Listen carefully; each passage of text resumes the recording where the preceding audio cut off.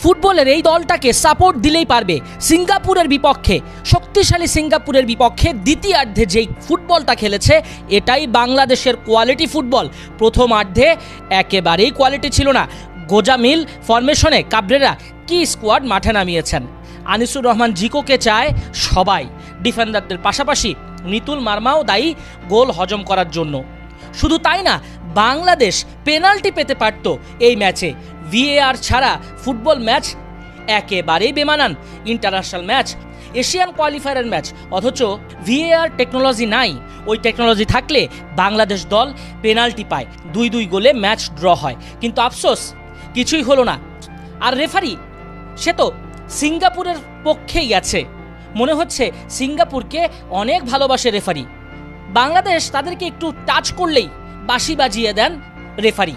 পুরো ম্যাচে অনেকটা সময় এই রেফারি সিঙ্গাপুরের দিকেই ঝুঁকেছেন। তাছাড়া বাংলাদেশের ভুল তো ছিলই। সব প্রতিকূলতা কাটিয়েও ভুলগুলো এড়িয়ে যাওয়া যায় না। গোলকিপার, ডিফেন্স লাইনের ভুল, ফরওয়ার্ডদের ব্যর্থতা। শুরুর দিকে রাকিব, ফাহমিদুলরা মোটেও ভালো পারফরমেন্স করেনি। ফাহমিদুল সময়মতো বল রিলিজ করেনি এদিন। কাজেমের খেলাও ঠিকঠাক মতো হয়নি। রাকিব শুধু অফ সাইডে পড়ে যান।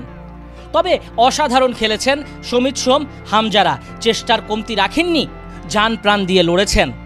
সেটা তো সবাই দেখেছে। সান্ত্বনার গোল রাকিবের ওই চেষ্টাটাই। হামজার অ্যাসিস্টে দারুণভাবে বল ঢুকিয়েছেন সিঙ্গাপুরের জালে। সবাই জানে সিঙ্গাপুর কতটা শক্তিশালী। সিঙ্গাপুরের ইকসান ফান্ডির খেলা দারুণ লেগেছে। হাইট ভালো, তাই সিঙ্গাপুর দুর্দান্তভাবে অ্যাটাক করতে পারে। বাংলাদেশের প্রাপ্তির অনেক কিছু আছে এই ম্যাচে। তবে ভুলভাল না করলে ঠিকই সিঙ্গাপুরকে হারিয়ে দিয়ে চমক দেখাতে পারত। এই ফুটবল উন্মাদনা আরও অনেক দূর বাড়িয়ে নিতে পারত। রাকিব তো সবার কাছে মাফ চেয়েছেন ম্যাচ শেষে। তাছাড়া ক্রীড়া উপদেষ্টা আসিফ মাহমুদ থেকে শুরু করে তামিম ইকবাল, উপদেষ্টা মুস্তফা সরোয়ার ফারুকী, ক্রিকেটার নুরুল হাসান সোহান সহ ক্রীড়াঙ্গনের রথী মহারথীরা ছিলেন, ম্যাচটা উপভোগ করেছেন। টানটান উত্তেজনা ছিল দ্বিতীয়ার্ধেই। ম্যাচের 2 অর্ধেই 2টি গোল খেয়েই বাংলাদেশ পিছিয়ে পড়ে। বাংলাদেশের পরের ম্যাচ হংকংয়ের সঙ্গে।